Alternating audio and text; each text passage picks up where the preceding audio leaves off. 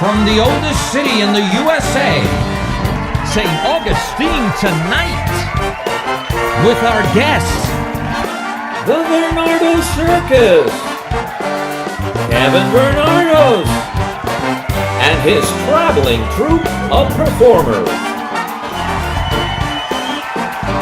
And your host, Jorge Rivera.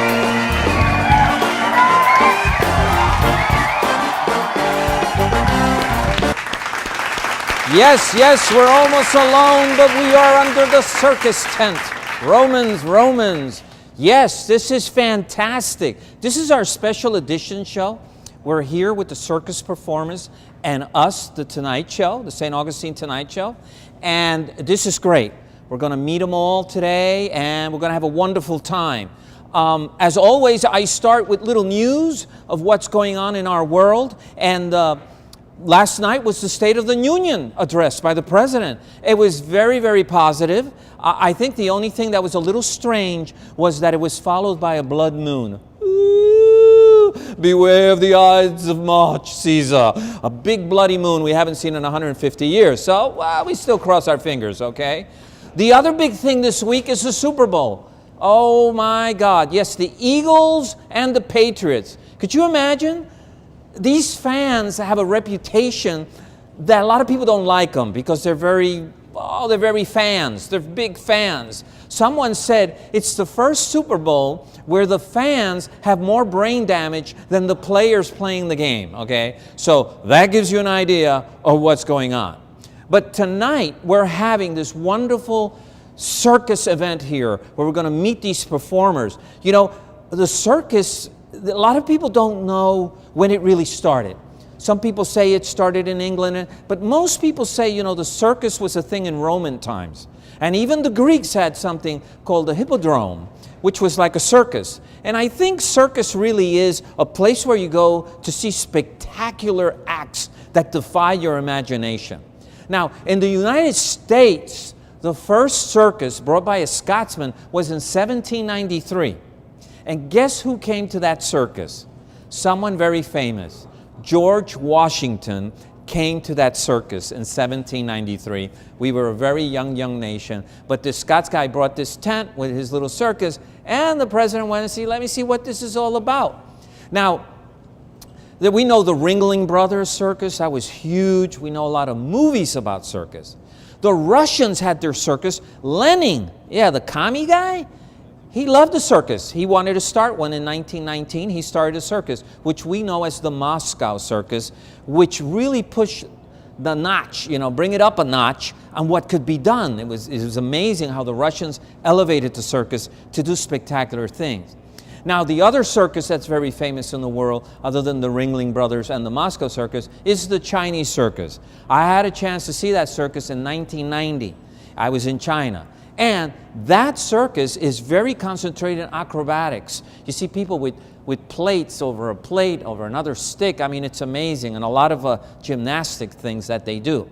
But St. Augustine now has its own circus, its own tent here. And I think that is awesome. I mean, when's the last time a circus came to St. Augustine? My research tells me that most of the circus go to Jacksonville, and people from here had to go here. But this time, we have it here, and we're so thrilled. So, when we come back, we're going to give you a little flavor of this circus, and we're going to get to know these circus people. So, welcome to the Venardos Circus in St. Augustine. Thank you, everybody, and we'll be right back. You know where I'm at? I'm at the circus. You gotta come. You gotta come to this circus. This is awesome. That's the entrance, ladies and gentlemen. This is the amphitheater. This is the parking lot at the amphitheater. Easy to park, easy to go in. If you haven't been to a circus in a long time, it's time to catch up. Bring the kids with you. So, just telling you, wonderful place to be. Have a wonderful time. Alone or with all your family. Catch you soon. That's it.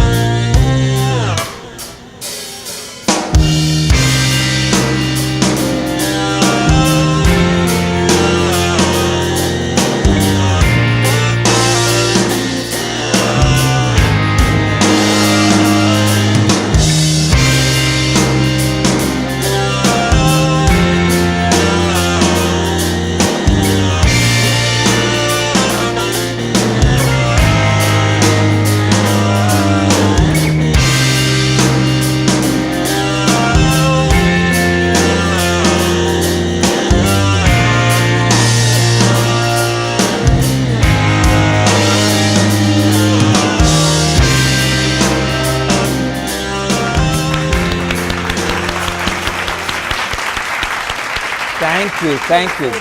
Marvelous, marvelous. That's just a little morsel. This thing is amazing. This circus is amazing. When we come back, we're going to bring the whole performer, the whole group of the troupe of performers up to their stage, not my stage. Be right back. So now let's bring the performers of the Venardos Circus that is here in St. Augustine until February the 10th. Please, with no more ado, 1, 2, and 3, come on stage. Yes, there they are. Take a seat.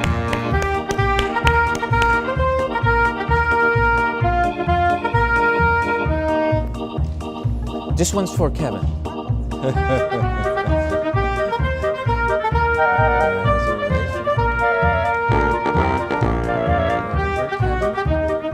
So here's the whole troupe of performers. They do death-defying acts, you know, that's what we expect in a circus, something, you know, I've been here for a couple of the shows and the audience is buzzing. And the children have these faces that, you know, you have to take pictures of because they are just overwhelmed by the spectacular show that these people can actually put on this small little stage, and that's one of the other things that are very impressive. But let's get to meet them, and we'll start with the hula hoop girl, with your name and where you're from. My name is Mary Gargett, and I am from Washington State. And tell us what you do in the circus. I do, in the show, I do hula hooping and fire performance. Okay, next.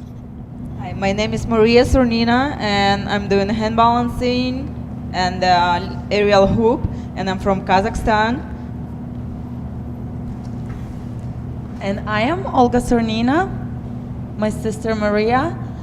We perform the hand balancing act on a 5x7 table, and we also do aerial lira and all the other things. We welcome the folks to the circus. We stay at the front door, and here at the Venardos Circus you can see everything up close and personal. Okay. Hi, my name is Victoria Zilak. I'm from Hungary and I'm a juggler. You can come a little bit before the show, come up the stage and we can teach you how to juggle. Hello, I'm Richard Julak. This is my mother. I'm from Budapest, Hungary. And yeah, we teach juggling. We perform juggling in the show. And come on down and check us out. Hi, I'm Jamie. I'm from Atlanta. And I am a performer, but not in this show. I'm actually helping with management, with tickets, concessions, souvenirs, stuff like that. Yes, you're awesome.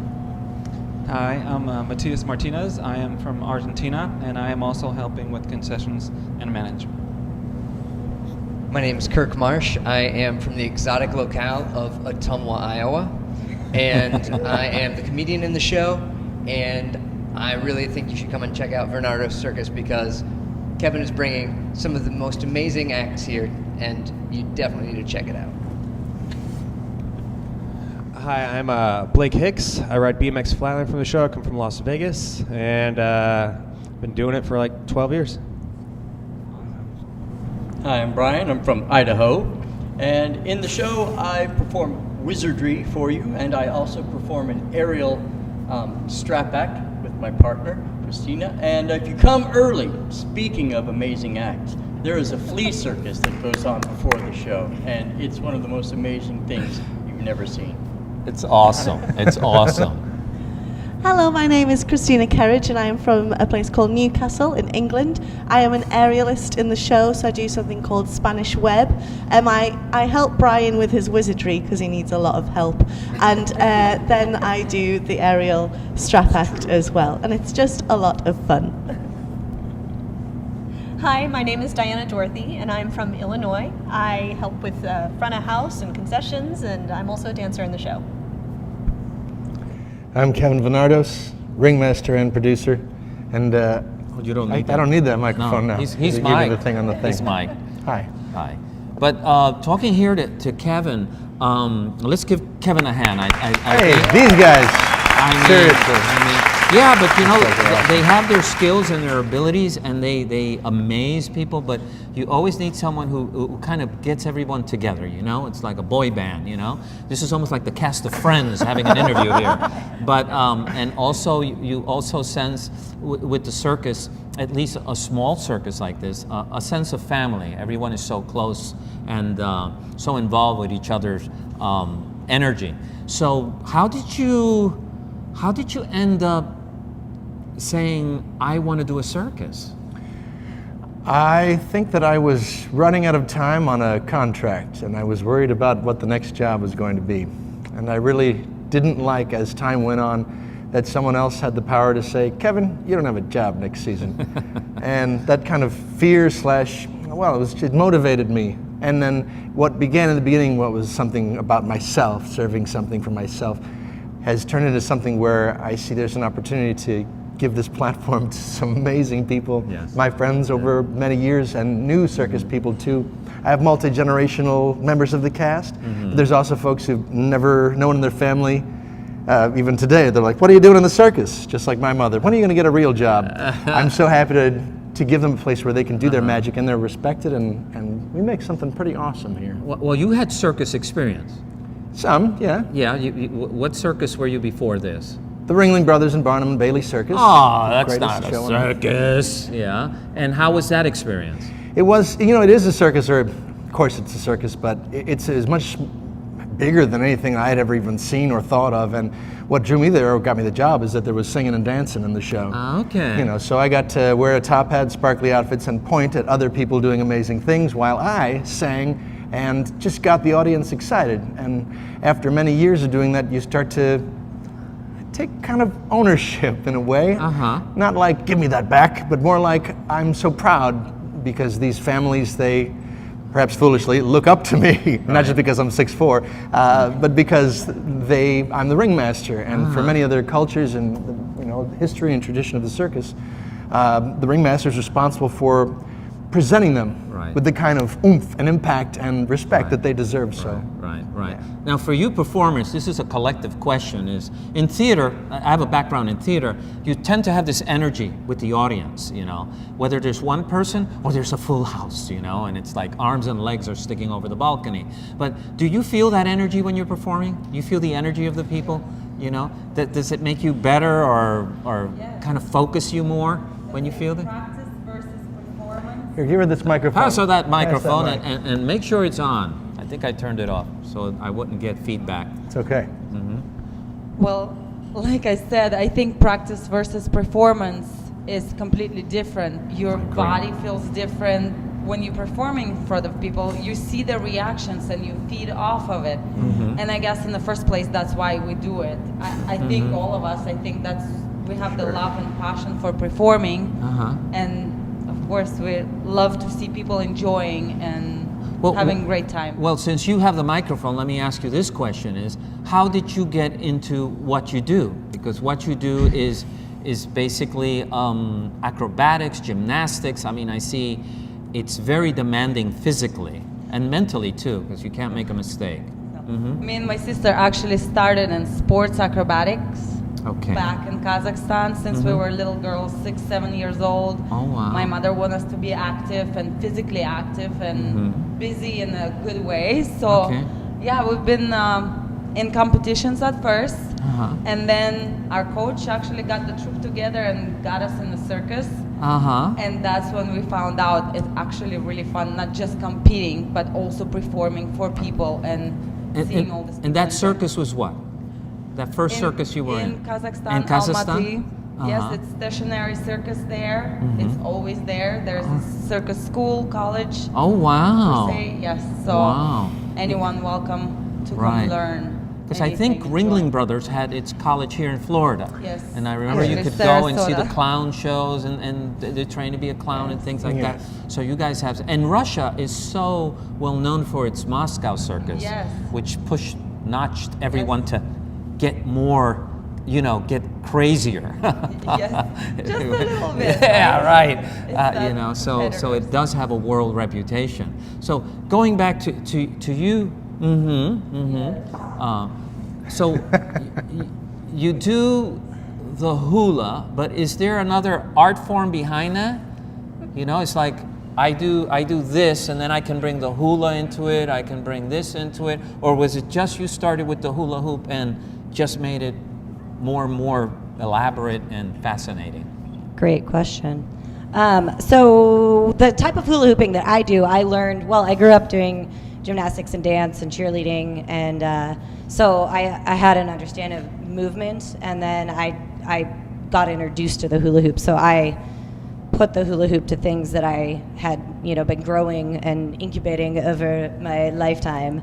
And so, however, though, you can definitely be, you know, you can be a ballerina, let's say, and there's a ballerina who does hula hooping, and it's totally different. You know, that's what I love about hula hooping, is that you could take this entire cast and they could each do the same hula hoop choreography and make it look totally different. Some of them would be terrible at it. But it might be super exciting, you never know. So you can really... It was total disaster, but crash, burn, and die. Yes, okay.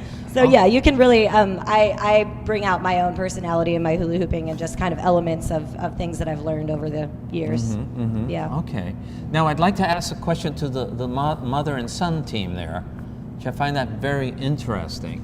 So how did you get into juggling? I mean, lots of people try it when they're young, you know, but you're not 5 years old anymore. I wish I was. And you're doing this incredible juggling. So yeah, I'm third generation. Third generation? Yeah, my parents, my grandparents been in it. Oh wow! So yeah, that's how I got involved. I've been born in the circus, and I also finished. We also still have a circus school in Hungary. Oh wow! That time it belonged to the state circus school, and yeah, that's what I finished as well, because my parents also wanted me to have education. Many people think that because we're with the circus, we don't have education, you know. And I mean, you know, a lot of circuses don't have it, but some of them do. Right. And like my son too, he finished the school, so we are educated. So. But yeah, I mean, that's one thing what people don't think, that, oh, circus people don't go to school, you know, they live a completely different life. Right. No, we live the same life. We wash, you know, we go to the laundry, we cook, you know. Oh, kids do go to school. Do you juggle your laundry as Yes, you're I do pulling it juggle out my of the laundry. dryer? Yeah, but that's how I got involved with family. It's a family business. And then, of course, I teach my kids. You start to learn juggle around 6, 7. Wow. Yeah, when your hand and eye coordination gets to a certain point, it's not good to start it very early, you know, because it's not there. All right, good. And how do you feel? You say, I work with mom. And how does that, how does juggling, some people do something because the parents say, you know, I was a tailor, you're a tailor. But do you really enjoy juggling? Go ahead, tell it to the world. Well, I started learning from my grandfather when I was around 7 years old. Oh, wow. And then he would come out every summer or winter, or when we would go home to Budapest for the summer or winter, whenever we had a break, he would teach me. And then in his absence, my mom would teach me. And when I was younger, I actually really didn't like it. It would be like annoying, like my grandpa would be like, come on, let's go practice. I'd be like, nah, juggle time. I'd rather play some video games. But I think my feel for it changed when I first performed in the pre-show with my mom, and I got that taste of like the adrenaline. audience, you know? And then I started to really like it, like oh, the juggling, they like the tricks, and then when you learn a new trick, you feel accomplished, you know, and that I fed off of that. Now here's a question: are you still learning? Yes. With juggling, you can always learn new tricks, always learn. It's never ending. It's never ending. Like you can learn to juggle more of something. You could learn new tricks. Like there's always something new you can learn. I'm into Argentine tango, and Argentine tango is like that. You never really learn. You're always learning, learning, and I think that's stimulating. Let's pass the microphone now all the way here to Diane. Diana. Diana. Yes, like the princess. Yes, yeah, that's cool. Good now, job. now, what brought you into this circus, the Venardos Circus? Well, meeting him. Okay. So you're a couple, and how do you like the circus? I love it. It was definitely finding my way, my path, what I wanted to do. I'd always been a dancer. I've always been a performer.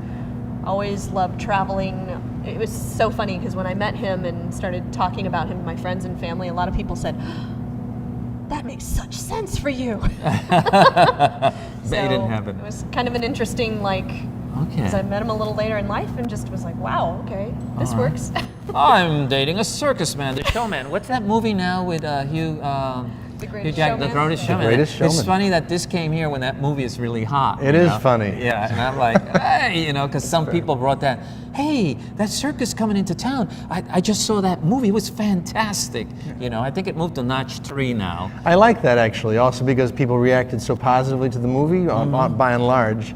And circus is not a new thing. Right. What we're doing is decidedly analog in so many ways when the world is so digital. But it's real and it's live, and being together, it doesn't go out of style. It might go out of people's field of view, but if we keep being creative, we can get their attention and bring them here. When we get them in the tent, there's not a single person that comes here that doesn't have a fantastic time with the show. And that reminds me of digital, and everyone now is going to vinyl. They're going back to vinyl. It's true. And it's selling. And I'm a big vinyl collector. I have probably 700 albums. But and so people get bored of the same old, and then somebody brings something from the past, and you're like, it's like you find a coffee maker that works with your hand, or is that how they did it? And you find that fascinating. So pass the microphone here to Christina, is it? Yes. Yes. Now you're from Newcastle. Yes, I think there Newcastle, was someone England. out of there that was big about the circus too. When I was reading history of circus. Out of Newcastle? Yeah, to Newcastle. Wow. There was a gentleman who was from there who actually started that whole, was big in the circus in England. Oh, well, Yeah, we do have a little base in Newcastle of circus schools and things, so that's where I started. But I am musical theatre trained background, so singing, dancing, similar to what Kevin and Diana sort of did. And then I met Brian about 2 years ago and found circus and then ran away, essentially. So this is my first circus, and the Venardos Circus is just so great. You are like getting changed backstage, you're like miles away from the tent, and you can hear people belly laughing. Really out loud laughing. And I haven't been to a circus like that recently where people are outwardly laughing, having a good time, really trying to get to us to tell us how much of a good time they've had.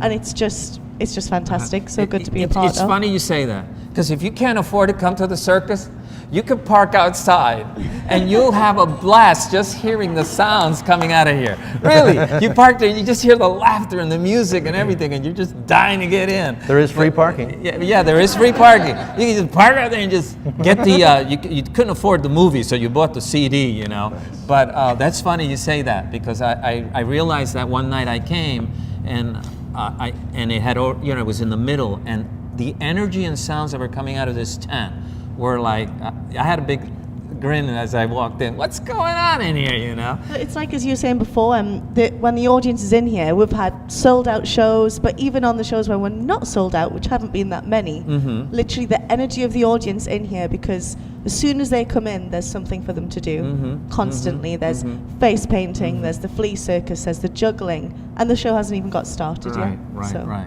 Now, what you do and what the two ladies from Kazakhstan do, and also the bicycle. I mean, there's a lot of these things where you can get hurt. I mean, if something goes wrong, you can get hurt. And that is why we is another practice. thing. One of those things hits you, you get knocked out by Mike Tyson. So how do you deal with that? I mean, the discipline or the exercises You have do? to listen to your body a lot of the time. Be surrounded by great people who can also help. This cast is so supportive and can give you tips, and constantly working together, practicing together. I don't know, you just keep on top of your art, be disciplined, that's all you have to do. Okay, pass the microphone to the man in the middle there. The comic.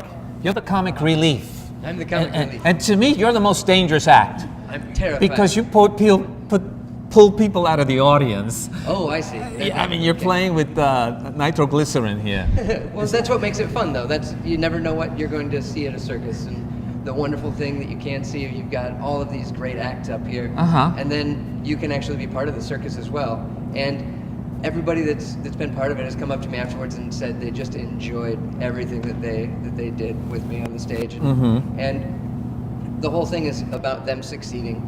Well, they get into it. Yeah. They start doing stuff, you know, Yeah, we on got their people own. high kicking out here. We got people. The most obtrusive little person there, you know, you pull them out, they're so shy, and I love when you put that vest on them, and they don't know it's going to turn into a lady's dress, and the audience just goes wacko, and they hit the top of the tent. But what do you find in that craft? Because to be a clown is very difficult. I've always found. I think it's one of those. I always found in theater that comedy was more difficult than drama, because there's something about it. What do you feed out of it? What you mentioned earlier with the connection with the audience and things like that, and is it better when there's more people and things like that?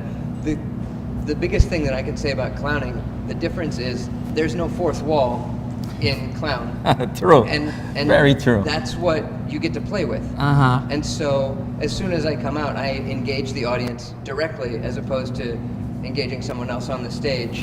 And so with that lack of fourth wall, you just get to play with everybody in the room. You get to actually have little conversations with your eyes with each of these people, and it's a really wonderful experience for me, and to be able to see all these people reacting, and once you can play and feel that connection, then you can really start to elevate clowning. Well, the children really get turned on by this. I mean, they twirl. Yeah. They literally twirl watching you play play these games with these people, and you see them, you know, and when you're looking for someone, they're all raising their hand like they want to be, but they're too young to do the routine. But the children fascinate me in their reaction of watching you, because they know you're the guy who's going to be funny, and they already preset that they're going to laugh, you know. And what you do is very, very funny. For those who come to the circus, very, very funny. Well, so here's another question for you. What do you think is the most challenging thing for you in what you do? I've been doing this about 20 years now, and I think that the most challenging thing is just when you're just backstage and you're going, okay, all right, is it going to work today? And I've been doing this for 20 years, and it's been working, and it's been great. But you still wonder every time, as I think every performer does, at some point, just for a split second before they go on stage, they go, do I still have it? What's going on? Yeah, exactly, those little butterflies and those things. You've practiced your whole life to do this, and then for just that split second, you question. That's fantastic. And so, but I think that the wonderful part about this show is that Kevin has been so supportive of all of us, and he's really, really been allowing us to bring out all of our best qualities on these stages. I hear he's a good boss. Yeah, he's a good He's boss. wonderful. He doesn't carry the whip. As long as the checks keep clearing, I'm sure I'll be in good stead. I love you. I just want to add something to what he said about that part where you doubt. And I don't think that if you're really striving to be excellent, you never get to that place where like it's all locked and ready to go. There's a vulnerability. They're all opening their hearts to the audience. You know, this is about magic and joy and wonder, and we rarely delve into dark things. In fact, one of the first things I said to them is like, every opportunity we have, let's bring them some joy. Think about giving them a sort of a trip away from their troubles instead of focusing on yourselves. And I just see them doing that over and over again, which it just begets good things. This house is filled with joy. Yes. Yeah. And pass the microphone to the gentleman here. The man on the bike. Yes. Now, how did you get into that whole... That's a BMX bike? Yeah, what I do on this show is BMX Flatland, and I feel like I got really lucky with it. It was always a hobby since like 15 and on, but like I didn't get hardcore into it until I was like 23. I'm 32 now. I was a diesel mechanic for Caterpillar. I went to college, graduated, did that, and then decided at 23 years old I wanted to take my hobby and make it something I love to do. So I started doing nightclubs and big, huge DJ tours and all kinds of random stuff. And then I got luckily picked up by a circus, Venardos Circus up in Portland, Oregon. And then I got a taste for like the stage and what it was to be like with a personal audience and create an act and develop a character, and just fell in love with that. And not a lot of BMX artists can bring that to the stage. They can do demos and shows for schools and churches and stuff, but to create an act, to bring something like that, and that's been the passion ever since I started doing this. Yeah. what you do on the bike is amazing. I mean, it's... The amazing part is I took off my brakes, so I have to commit. Yes. There's no turning back. I've seen similar bike acts, but they have such a huge area. You know, it's almost like an area where you have skateboarders, right? Yep. But you're on this little stage. What's this stage? Do you know? 16 by 20. Yeah, the more you, the higher you go in this career, the smaller and smaller the stages get. Wow. They just like to test you even Nice. more. So one day you'll be on a table? Is that what you're saying? On Michael Jordan's finger. I've oddly enough done a dining room table. Mm-hmm. Oddly enough. But you gotta say always yes in this. You know, you gotta expect a challenge. And they come up to you and they offer you a deal, and you're like, "Can you do it?" And you're like, "I'll find a way. I'll figure it out." Right. Because nobody else is doing it, you know, and so we have the chance to be hyper creative and inspired and do something that you've never seen before, and that's what you live for, is the challenge. You keep on challenging yourself, keep on pushing yourself to do something like that. Right. Okay. All right. We'll see a little bit of your stuff in a little bit. Yeah. Pass the phone to Brian here. Now, Brian, what amazes me of you in the show is that you're doing the flea circus, which is one of my favorites. Yeah, it's the most dangerous act in the show. The audience is just watching this little box where everything's going, everyone's like, you know. But then you're doing these acrobatics too, and you're doing magic, and I say, where does this guy end? You know. I've been at this 31 years. Wow. I started in theater, not musical theater. I always wanted to, but I can't sing. But I started in theater, but I was always really athletic growing up, but too small to play football and too ADD to do baseball. And then I just fell in with the wrong crowd. I ended up in circus, and I was a flying trapeze catcher. Oh, and, catch me, please. Did hand balancing and roll a bola and acts like that. And then one day I was doing just a quick little bit in between acts because somebody had a no act change, and it was just a little silent, quick throw, a little roll of bola together, and some guy came up to me and said, "You could make a fortune busking for tips down at Piccadilly Circus." And I'm like, I didn't even know what he was talking about. And I heard about street performing, and I thought, well, that's the coolest thing I ever heard of. So I quit everything. I went down to Key West. I went anywhere where I could street perform. Wow. And coming from a theater background where you could speak, and then from circus where you really don't, and I put the two together. I remember the first time I'm doing a handstand on a roll of bola, and $1 went in my hat. I saw $1, and I went, "Thank you." Ooh, and I just crossed that wall. And now you can't get me to shut up on stage. It's just, well, sorry, yeah. But yeah, and so almost all of my performances are a little bit more theatrical, and they're circusy, theatrical, kind of a nice little mesh. Right. And what's really nice about this show is Kevin's allowed me to take my versatility and just, okay, hey, use that here, use that here, use that here, and just kind of unleashed me, which this is the first show I've been in where I've been unleashed. Dangerous. And he's seeing what a mistake that is. I think a good circus show, like a good theater play, the director plays a big role, you know, to figure the timing, when something should go in, you know, all these things that are important, and you need that person that could see the collective as one unit. I may jump into something that's important here, and I think it's fundamental to why this is succeeding with such a short rehearsal time. We put the show together from the time we started the choreographer until we opening night, 36 hours.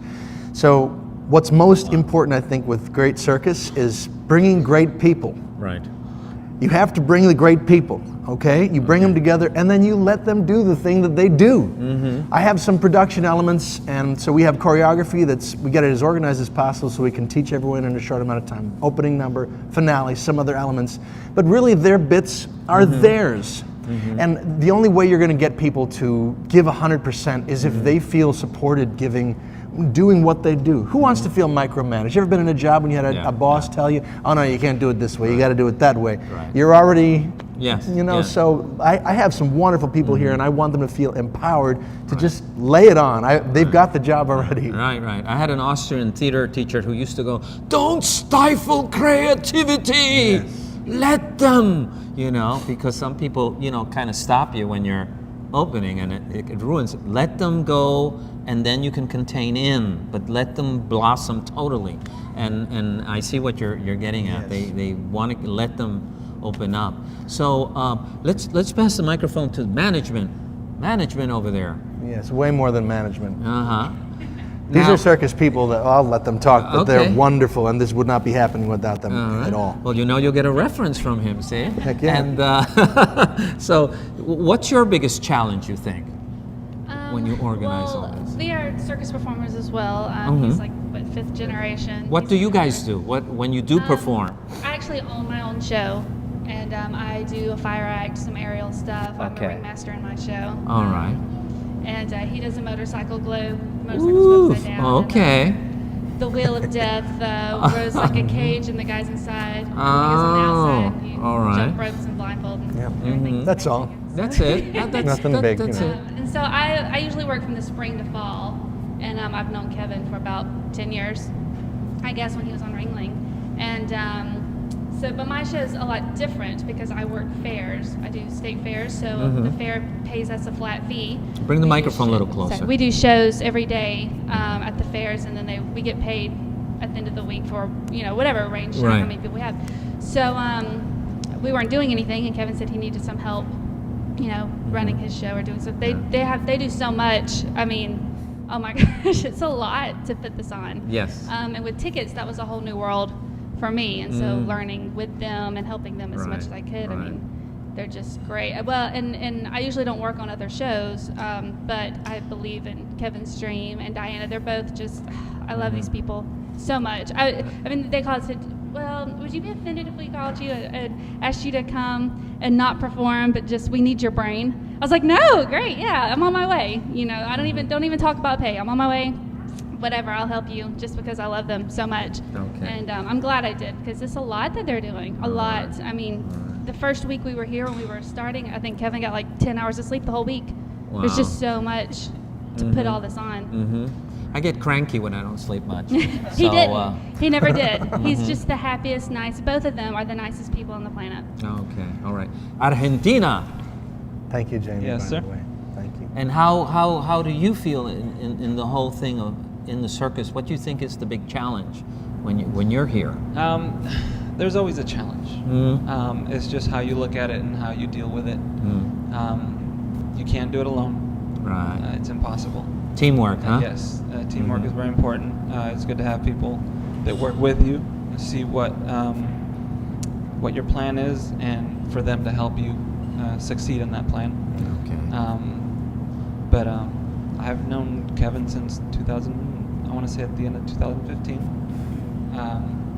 I was doing Ringling. Put it closer. Sorry, I was doing Ringling, and when the Gold Unit finished, me and my troupe went to do a couple more shows, and I got to meet Kevin. Okay. My friend Saturn introduced me to Kevin. Great guy. Yes.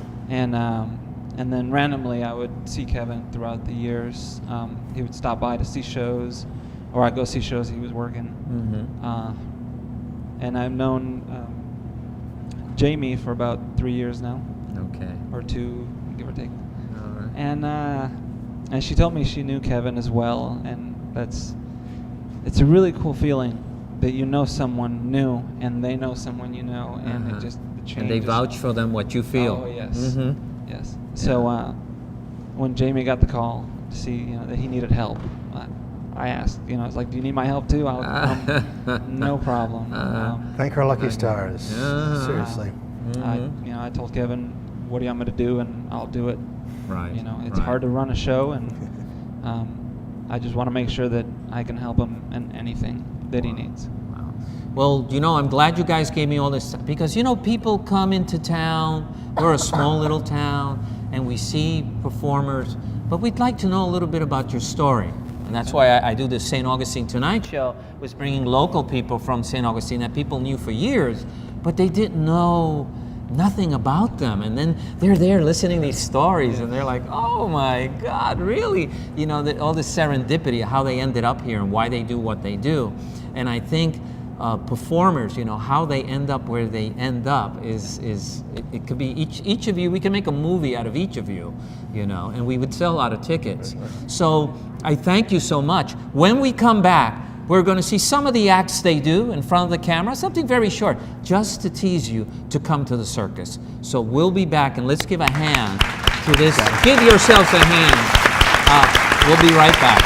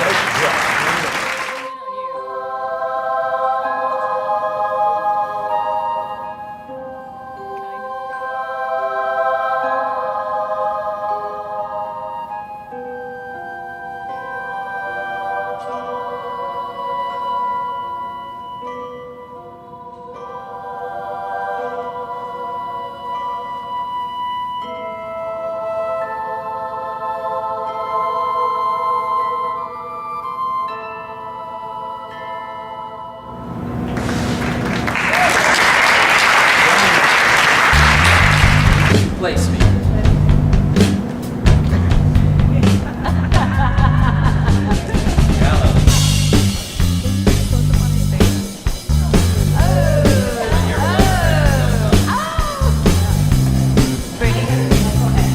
Thank you.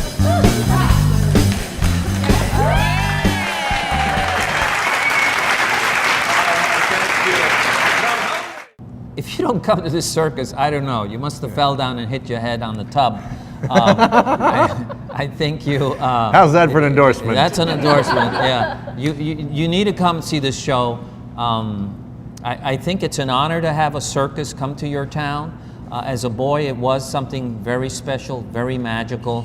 I remember there's a something that Brian and Christina do acrobatically that reminds me of Peter Pan. And there's so much magic, and if you have children, you definitely got to bring them. And there's nothing more I can say that this is a wonderful troupe, a wonderful group of beautiful people with wonderful energy, and you should come here and absorb some of it. So let's give them a hand. Thank you, Jorge. And wish this circus the best, okay? Thank you.